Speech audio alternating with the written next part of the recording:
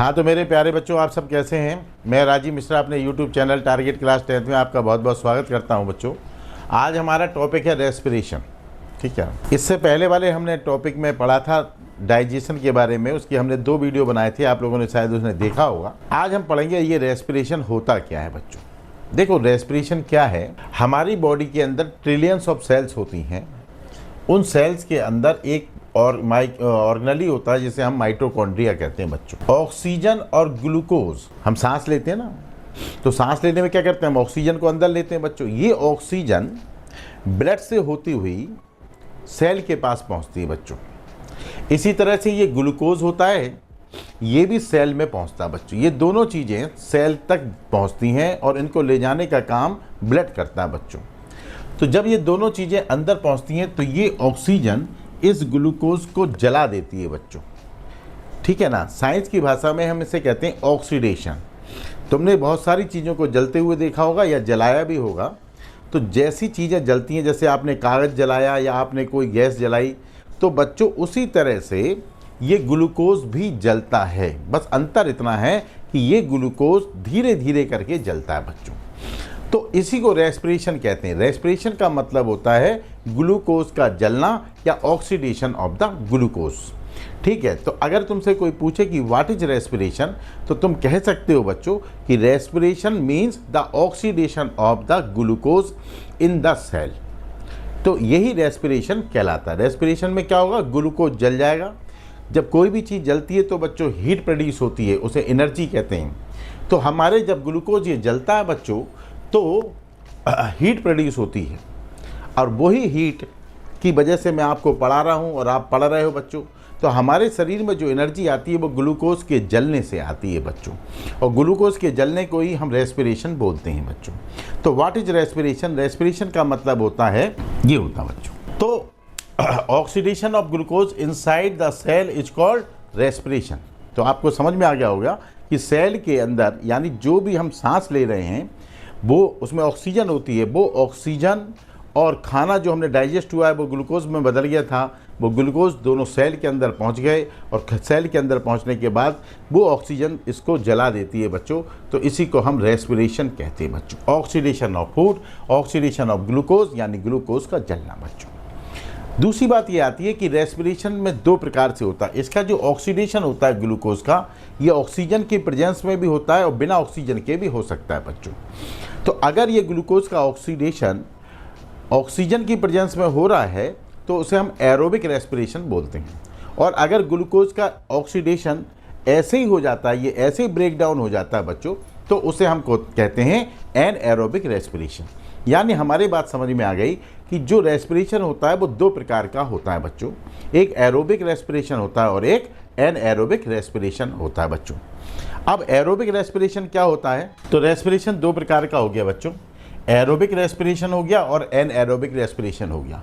अगर आपसे कोई पूछे कि एरोबिक रेस्पिरेशन क्या होता है, तो आप कह सकते हो कि एरोबिक रेस्पिरेशन का मतलब होता है oxidation of the glucose in the presence of oxygen. यानी जब ग्लूकोज ऑक्सीजन की प्रेजेंस में जलता है या उस ब्रेकआउट होता है, टूटता है, तो उसे हम एरोबिक रेस्पिरेशन कहते हैं। जनरली हम में और आप में एरोबिक रेस्पिरेशन ही होता है बच्चों। एनएरोबिक रेस्पिरेशन में ऑक्सीजन की ज़रूरत नहीं पड़ती बच्चों। यानी ऐसा रेस्पिरेशन जिसमें ऑक्सीजन की ज़रूरत नहीं पड़ती है उसे हम कहते हैं एनएरोबिक रेस्पिरेशन। इसमें एक बात ध्यान रखना है, एरोबिक रेस्पिरेशन में ग्लूकोज का कंप्लीट ऑक्सीडेशन होता है, यानी ग्लूकोज पूरी तरह से जल जाता है बच्चों। इस वाले एनएरोबिक रेस्पिरेशन में ग्लूकोज का कंप्लीट ऑक्सीडेशन नहीं होता बच्चों। इसलिए एरोबिक रेस्पिरेशन में ज़्यादा एनर्जी निकलती है और एनएरोबिक रेस्पिरेशन में कम एनर्जी निकलती है बच्चों। तो आपको ये याद रखना है कि एरोबिक रेस्पिरेशन में ग्लूकोज कंप्लीटली बर्न आउट हो जाता है बच्चों, ग्लूकोज का कंप्लीट ऑक्सीडेशन होता है, इसलिए बहुत ज़्यादा एनर्जी निकलती है बच्चों। एनएरोबिक रेस्पिरेशन में ग्लूकोज का कंप्लीट ऑक्सीडेशन नहीं होता है बच्चों, और थोड़ा सा पार्ट का ऑक्सीडेशन होता है उसमें, इसलिए इसमें कम एनर्जी रिलीज होती है। जनरली क्या होता है बच्चों, एरोबिक रेस्पिरेशन में जो एनर्जी निकलती है वो 38 एटीपी होती है बच्चों। ठीक है ना, अभी हम एटीपी के बारे में भी बात करेंगे। और एनएरोबिक रेस्पिरेशन में केवल 2 एटीपी एनर्जी निकलती है बच्चों। ठीक, और जो एनएरोबिक रेस्पिरेशन होता है वो किस में होता है, बहुत सिंपलर ऑर्गेनिज्म में होता है जिन्हें बहुत कम एनर्जी की जरूरत पड़ती है, जैसे बैक्टीरिया में होता है बच्चों, और ईस्ट में होता है बच्चों। जो बिल्कुल सिंपल ऑर्गेनिज्म होते हैं, जो माइक्रो ऑर्गेनिज्म होते हैं, उन्हीं के अंदर ये एनएरोबिक रेस्पिरेशन होता है बच्चों।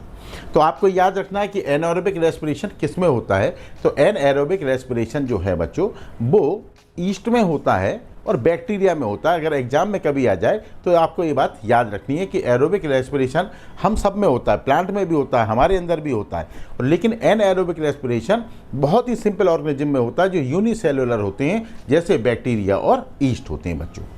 अब एक बात और कि आपने देखा होगा कि एनएरोबिक रेस्पिरेशन कुछ विशेष परिस्थिति में हमारे अंदर भी हो सकता है। अब मैं तुम्हें उसके बारे में बताता हूँ बच्चों। देखो, एनाएरोबिक रेस्पिरेशन बच्चों ईस्ट में होता है। आपने देखा होगा कि तुम्हारी मम्मी जब कभी भी भटूरे वगैरह बनाती होंगी तो मैदा को मल के रख देती हैं, थोड़ी देर के लिए छोड़ देते हैं। जैसे हम भटूरा बनाना है हमें, या हमें ढोकला बनाना है बच्चों, तो ऐसी चीज़ों के लिए हम लोग क्या काम करते हैं कि उनको हम थोड़ी देर मलने के बाद, उसके आटे को, डो को मलने के बाद उसे थोड़ी देर छोड़ देते हैं बच्चों। तो होता क्या है कि वहाँ पर ईस्ट होते हैं, माइक्रो ऑर्गेनिज्म। ये क्या है, ईस्ट क्या है बच्चों, एक माइक्रो ऑर्गेनिज्म है, यानी ये फंगई है, यूनिसेलुलर फंगाई है बच्चों, ठीक है ना। ये हर जगह होती है बच्चों।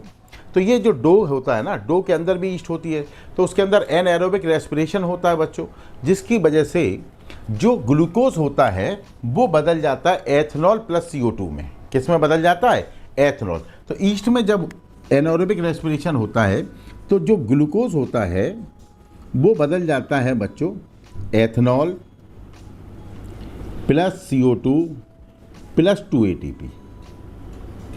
इसलिए तुमने देखा होगा कि जिन डो को हम लोग थोड़ी देर छोड़ देते हैं, आधा एक घंटे के लिए छोड़ देते हैं बच्चों, वो डो पहले के मुकाबले ज़्यादा फूल जाती है बच्चों, यानी उसका साइज बढ़ जाता है। वो इसलिए बढ़ जाता है क्योंकि CO2 एनारोबिक रेस्पिरेशन हुआ होगा उसमें, और एनारोबिक रेस्पिरेशन की वजह से CO2 गैस बनी होगी, है ना, क्योंकि उसके अंदर ईस्ट है बच्चों। और मैदा में ग्लूकोज होता ही है बच्चों, कार्बोहाइड्रेट से वो तो ग्लूकोज, तो ईस्ट ने यहाँ से ग्लूकोज लिया, फिर उसका रेस्पिरेशन हुआ, रेस्पिरेशन के बाद एथेनॉल प्लस CO2 प्लस बना। और मैंने इससे पहले भी तुम्हें बताया था बच्चों कि 3 तरीके के न्यूट्रिशन होते थे, जिसमें मैंने एक सैप्रोफिटिक के बारे में बताया था। तो ये ईस्ट क्या काम करता है, ये इसका जो डाइजेशन है इसका शरीर के बाहर होता है बच्चों, है ना, ये भी बात आप याद रखना। तो अब ईस्ट में क्या हुआ, ईस्ट में जब रेस्पिरेशन होता है तो एक तो बात, उसमें ऑक्सीजन की ज़रूरत नहीं पड़ती है बच्चों, और ग्लूकोज एथेनॉल CO2 और 2 ATP में बदल जाता है। ये CO2 जो है वो डो को क्या कर देती है, फुला देती है बच्चों। CO2 उसके अंदर भर जाती है, जगह होती है उसके अंदर। कोई भी चीज़ जिसे तुम दबा सकते हो तो दैट हैज़ एयर स्पेसेस, उसके अंदर एयर स्पेसेस होते हैं। ऐसी जो डो होती है हम उसे दबा सकते हैं तो उसके अंदर भी जगह होती है बच्चों, और उसके अंदर CO2 जब वो भर जाती है तो वो फूल जाती है बच्चों। अब हम बात करते हैं मसल्स की। अब आप देखो इमरजेंसी सिचुएशन में क्या होता है, हमारी मसल्स में भी एनएरोबिक रेस्पिरेशन होता है बच्चों। अब आपको एक बात याद होगी, अगर आप बहुत दिनों से कुछ ना खेल रहे हो और अचानक से एक दिन आपको बहुत मेहनत का काम करना पड़ जाए, कोई आपके पीछे कुत्ता दौड़ गया और आप आगे आगे, कुत्ता पीछे पीछे, समझ में आई बात, कुत्ता आपके पीछे पीछे और आप आगे आगे भाग रहे हो, तो ऐसा आप रोज़ तो दौड़ते नहीं थे, अचानक से एक दिन ऐसा हो गया। तो बच्चों आपको बहुत लंबी दौड़ जब लगानी पड़ेगी तो तुम देखना कि उस दिन तुम्हारे पैरों में दर्द होगा। या हम बहुत दिन बाद जब क्रिकेट खेल लें, या बहुत दिन बाद हम बैडमिंटन खेल लें, या बहुत दिन के बाद हम एक्सरसाइज करते हैं बच्चों, तो हमारे शरीर में दर्द होता है बच्चों। कई बार तो इतना दर्द होता है कि हाथ पैर हमारे सीधे नहीं होते, सीधे हो गए तो टेढ़े नहीं होंगे बच्चों। ये जानते हो ऐसा क्यों होता है, क्या कारण है इसका? तो तुम्हें ये याद रखना है कि जो हमारी मसल्स होती हैं, जब उनसे हम ज़रूरत से ज़्यादा काम लेते हैं तो उनके अंदर एनएरोबिक रेस्पिरेशन होता है बच्चों। अब कैसे होता है एनएरोबिक रेस्पिरेशन, मैं तुम्हें समझाता हूँ बच्चों। उसमें क्या है कि देखो, रेस्पिरेशन के लिए क्या चाहिए, ऑक्सीजन, ठीक है ना। अब रेस्पिरेशन, ऑक्सीजन कैसे आती है, अपने बात करें हम, तो ऑक्सीजन पहले नाक में आएगी, फिर लंग्स में जाएगी, लंग्स से फिर ब्लड में जाएगी, ब्लड से फिर सेल में जाएगी।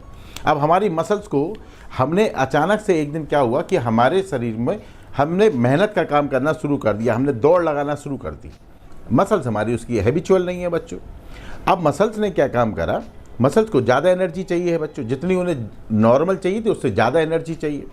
अब ऑक्सीजन को पहुंचने में तो टाइम लगेगा ना, कि ऑक्सीजन का तो एक पूरा रूट है, उसी रूट से पहुंचेगी। वो बात अलग है कि जब हम मेहनत का काम करते हैं तो हमारी सांस चलने लगती है, यानी हमारी बॉडी स्पीड बढ़ाती है, जल्दी जल्दी ऑक्सीजन जाए, मगर फिर भी ऑक्सीजन को मसल तक पहुंचने में थोड़ा सा टाइम लगता है बच्चों। अब मसल्स क्या करती हैं, वो वेट तो कर नहीं सकती बच्चों। मसल्स के पास ऑक्सीजन पहुंचेगी मान लीजिए 2 मिनट बाद या 1.5 मिनट बाद पहुंचेगी, और मसल्स को इमीडिएट एनर्जी चाहिए, क्योंकि तुम दौड़ रहे हो, तुम्हें तुरंत एनर्जी चाहिए बच्चों।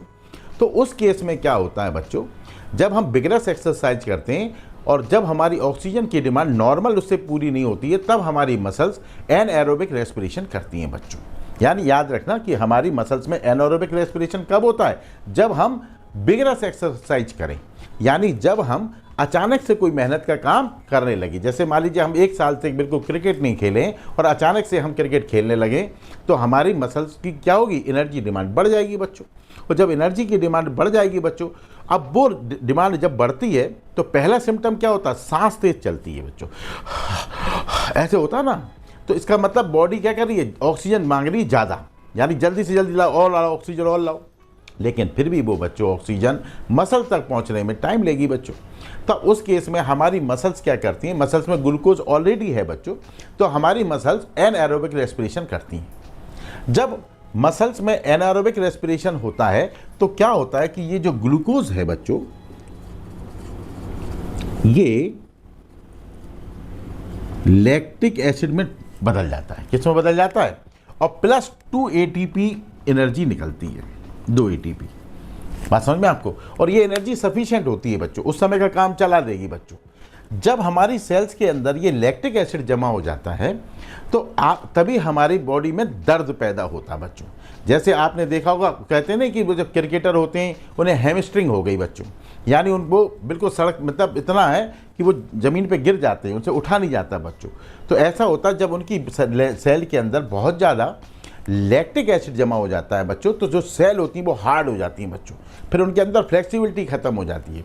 तो इसी हम एक्यूमुलेशन ऑफ लैक्टिक एसिड, तो जो लैक्टिक एसिड का जो एक्यूमुलेशन होता है बच्चों, उसी की वजह से हमारी जो मसल्स होती हैं वो स्टिफ हो जाती हैं और फिर हमें दर्द पैदा होता है बच्चों। ठीक है ना।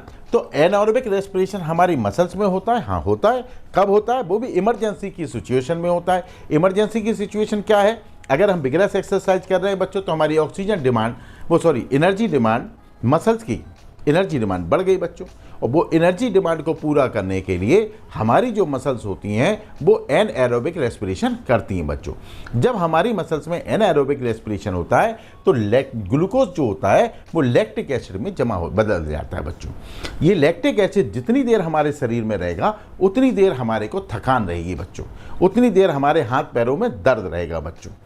फिर धीरे धीरे क्या होता है, 1 दिन में 2 दिन में ये लैक्टिक एसिड धीरे धीरे ये भी इसका भी क्या हो जाता है और सिंपलर फॉर्म में बदल जाता है। ये जब lactic acid CO2 plus H2O में बदल जाता है थोड़े दिन बाद, तो फिर हमारा दर्द खत्म हो जाता है बच्चों।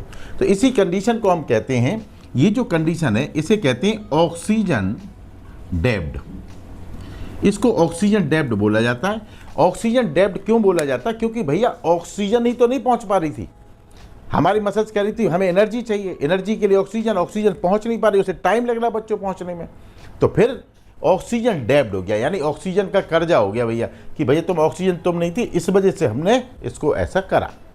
ठीक है ना। तो आपने ये देखा कि एनएरोबिक रेस्पिरेशन के बारे में आपको 3 बातें समझ में आई होंगी बच्चों। पहली तो ये कि एनएरोबिक रेस्पिरेशन में ग्लूकोज का इनकम्प्लीट ऑक्सीडेशन होता है बच्चों, है ना। दूसरी बात ये होता है उसमें 2 ATP एनर्जी बनती है बच्चों। और तीसरी बात ये होती है कि एनारोबिक रेस्पिरेशन माइक्रो ऑर्गेनिजम्स में होता है बच्चों, बैक्टीरिया में, ईस्ट में होता है, और हमारी मसल्स में भी होता है बच्चों। लेकिन हमारी मसल्स में कब होता है, वो एक इमरजेंसी वाली सिचुएशन में, जैसे इस समय मैं आपको पढ़ा रहा हूँ, तो इस समय हमारी मसल्स में एरोबिक रेस्पिरेशन चल रहा होगा बच्चों, लेकिन अचानक से मुझे भागना पड़ जाए तो फिर वो एनएरोबिक रेस्पिरेशन होने लगेगा उसमें। ठीक है। तो ये 2 तरीके के रेस्पिरेशन होते हैं। अब हम आपको बताते हैं बच्चों कि रेस्पिरेशन में प्लांट में कैसे होता है। देखो अपने अंदर जो हम इंसान हैं, हमारे अंदर तो पूरा एक सिस्टम बना हुआ है रेस्पिरेशन का, लेकिन प्लांट के ना ज़्यादा एनर्जी की उन्हें ज़रूरत तो है नहीं, कि उन्हें घूमना फिरना तो है नहीं कि आज नानी के जाना कल दादी के जाना, तो अपनी जगह खड़े हैं बच्चों, खाना भी खड़े खड़े बना रहे, तो उनकी एनर्जी डिमांड हमसे कम होती है बच्चों, इसलिए उनके अंदर कोई रेस्पिरेशन का सिस्टम नहीं होता बच्चों। एक मतलब कई सारे ऑर्गन नहीं होते जो रेस्पिरेशन करें। तो इस बात को तुम्हें ध्यान रखना कि प्लांट में कैसे रेस्पिरेशन होता है। तो प्लांट का हर पार्ट अलग अलग रेस्पिरेशन करता है। पत्तियों में अलग रेस्पिरेशन होता है, उसके स्टेम्स में अलग रेस्पिरेशन होता है, और उसकी रूट्स में अलग अलग रेस्पिरेशन होता है बच्चों, ठीक है ना। ईच पार्ट मतलब अपना इंडिपेंडेंट है रेस्पिरेशन के लिए। अब पत्तियों में क्या होता है, उसमें छोटे छोटे स्टोमेटा होते हैं, तुमने पढ़ा होगा बच्चों। उस स्टोमेटा से वो ऑक्सीजन लेते हैं, CO2 छोड़ देते हैं बच्चों, है ना। वैसे तो दिन में वो CO2 क्या कहते हैं नहीं लेते हैं, क्योंकि ऑक्सीजन नहीं लेते हैं, क्योंकि दिन में तो उनके अंदर फोटोसिंथेसिस भी हो रही है बच्चों, वो रात को लेते हैं ऑक्सीजन, ठीक है ना, CO2 छोड़ देते हैं बच्चों। तो अगर प्लांट के अंदर, अगर कोई तुमसे पूछे कि प्लांट के अंदर रेस्पिरेशन के बारे में बताओ, तो आप कह सकते हो प्लांट के अंदर कि प्लांट में हर पार्ट अलग अलग रेस्पिरेशन करता है बच्चों। प्लांट की लीव्स में रेस्पिरेशन होता है थ्रू द स्टोमेटा। प्लांट का जो स्टेम होता है बच्चों, जो बीच वाला जो पार्ट होता है, जैसे हम तना भी बोलते हैं, इसमें छोटे छोटे छेद होते हैं बच्चों, हमें आपको दिखाई नहीं देंगे बच्चों को, उन्हें हम लेंटिसेल्स बोलते हैं। क्या बोलते हैं उन्हें हम? लेंटिसेल्स। तो जो लेंटिसेल्स होते हैं वो उनसे एक्सचेंज ऑफ गैसेस करते हैं बच्चों, है ना। और रूट्स जो होती हैं उसमें रूट हेयर होते हैं बच्चों। तो रूट हेयर जो है वो उससे रेस्पिरेशन होता है। तो प्लांट के अलग अलग पार्ट में अलग अलग रेस्पिरेशन होता है। अब आप कैसे देखो, आप यहाँ पर ध्यान से तो देखो बच्चों, प्लांट्स में मेन 3 पार्ट ही तो होते हैं बच्चों, लीव्स, स्टेम्स और रूट्स। अब लीव्स में क्या होते हैं? स्टोमेटा। तो लीव्स में एक्सचेंज ऑफ गैसेस किससे होता है? स्टोमेटा से होता है। स्टेम में एक्सचेंज ऑफ गैसेस किससे होता है? लेंटिसेल से होता है बच्चों। और रूट में रूट हेयर्स होते हैं। रूट हेयर क्या करते हैं? ऑक्सीजन को ले लेते हैं, CO2 को छोड़ देते हैं बच्चों। अब आप एक बात ध्यान देना कि आपने पढ़ा होगा, एक शब्द था वाटर लॉगिंग, छोटी क्लास में आपने पढ़ा होगा। अगर हम एक प्लांट है, हमारे घर में गमले में प्लांट लगा है, उसमें हम खूब सारा पानी डाल दें बच्चों, पानी भरा हुआ है, जैसे ही पानी कम हुआ हमने फिर डाल दिया बच्चों पानी, फिर कम हुआ हमने फिर डाल दिया, हमने उस गमले को खाली नहीं रहने, भरा हुआ है वो पानी से बच्चों, क्या होगा? प्लांट खत्म हो जाएगा। बताओ क्यों खत्म हो गया प्लांट? हम तो रोज़ पानी दे रहे हैं, हम तो पानी कम ही नहीं होने दे रहे हैं बच्चों उसमें। उसकी वजह क्या है भाई? उसका कारण है कि जो मिट्टी होती है ना, मिट्टी के अंदर छोटे छोटे से स्पेस होते हैं बच्चों, एयर स्पेस, उसके अंदर हवा भरी हुई है। आपने देखा होगा कि अगर आपके घर में गमले अमले होते हैं ना, तो हम उसकी मिट्टी को लूज करते हैं, खुरपी से उसको क्या करते हैं, मिट्टी को खोदते हैं ताकि मिट्टी के अंदर हवा भर जाए। अगर जब तुमने गमले में पानी डाला तो पानी क्या करेगा? उस हवा को बाहर फेंक देगा। जब भी आप गमले में पानी डालो तो बुलबुले उठते हैं, इसका मतलब वो हवा बाहर, जो मिट्टी के अंदर हवा है वो बाहर आ रही है निकल के। तो जब हवा की जगह किसने ले ली? पानी ने ले ली बच्चों। अब जब पानी ने उसकी हवा की जगह ले ली तो अब रूट्स क्या करेंगे? ऑक्सीजन, उन्हें तो ऑक्सीजन चाहिए बच्चों। और रूट हेयर होते हैं तो वो अब ऑक्सीजन पानी से तो ले नहीं सकते, मिट्टी के बीच में जो जगह है, जैसे मान लो मिट्टी के जो पार्टिकल्स होते हैं उनके बीच में जगह होती है, उनके बीच में क्या होती है? यहाँ पर एयर भरी हुई है। क्या भरी हुई है बच्चों? और ये रूट हेयर है बच्चों। तो इसी एयर से तो ऑक्सीजन लेगा वो, है ना। अब यहाँ पर पानी आ गया एयर की जगह पर, अब ये ऑक्सीजन ले नहीं पाएगा, तो रूट हेयर यानी रूट वाले पार्ट में रेस्पिरेशन नहीं हो रहा बच्चों, तो वो खत्म, रूट खत्म हो गई, डेड हो गई बच्चों। अगर हम 2 मिनट अपने सांस रोक लें हम भी टहल जाएंगे? नहीं। तो ऐसे ही बच्चों रूट हेयर को जब हवा नहीं मिलेगी तो क्या होगा? रूट हेयर मर जाएंगी, तो प्लांट खत्म हो जाते हैं बच्चों। इसलिए कहते हैं, इसी कंडीशन को हम लोग कहते हैं वाटर लॉगिंग। तो आपको ये बात समझ में आ गई होगी कि जो प्लांट होता है उसके हर पार्ट में अलग अलग रेस्पिरेशन होता है बच्चों। रूट्स में अलग, लीव्स में अलग और स्टेम्स में अलग होता है। तुमसे ये एग्जाम में पूछा जा सकता है कि लीव्स में क्या होता है, तो आप कहना स्टोमेटा होते हैं जिससे एक्सचेंज ऑफ गैसेस होता है। स्टेम्स में क्या होता है? लेंटिसेल्स होते हैं जिनसे एक्सचेंज ऑफ गैसेस होता है। और रूट्स में रूट हेयर होते हैं जिनसे एक्सचेंज ऑफ गैसेस होता है। कभी तुमसे पूछ रहे जाके अगर गमले में बहुत सारा पानी भर दो तो क्या होगा, तो आपको ये लिखना है वहाँ पर कि गमले में जब हमने ज़्यादा पानी भर देंगे हम, तो गमले की मिट्टी के अंदर जो एयर स्पेसेस होते हैं वहाँ पर पानी भर जाएगा बच्चों। फिर रूट हेयर जो है वो ऑक्सीजन नहीं ले पाएंगे, यानी रूट्स में रेस्पिरेशन रुक जाएगा और रूट्स डेड हो जाएंगी। अब जब रूट डेड हो जाएंगी तो पूरा प्लांट खत्म हो जाएगा, क्योंकि रूट से तो प्लांट जिंदा रहता है बच्चों। इतनी बात समझ में आई आपको? नहीं आई? अब हम अगले टॉपिक में आपको बताएंगे बच्चों कि जो रेस्पिरेशन होता है वो हम इंसानों में कैसे होता है बच्चों। वो वाला टॉपिक एग्जाम में भी बहुत ज़्यादा पूछा जाता है। तो अगले वाले पार्ट में उस पार्ट को हम 2 बार में ख़त्म करेंगे। तो अगले वाले पार्ट में हम आपको बताएंगे respiration in human beings. Okay बच्चों, थैंक यू बच्चों।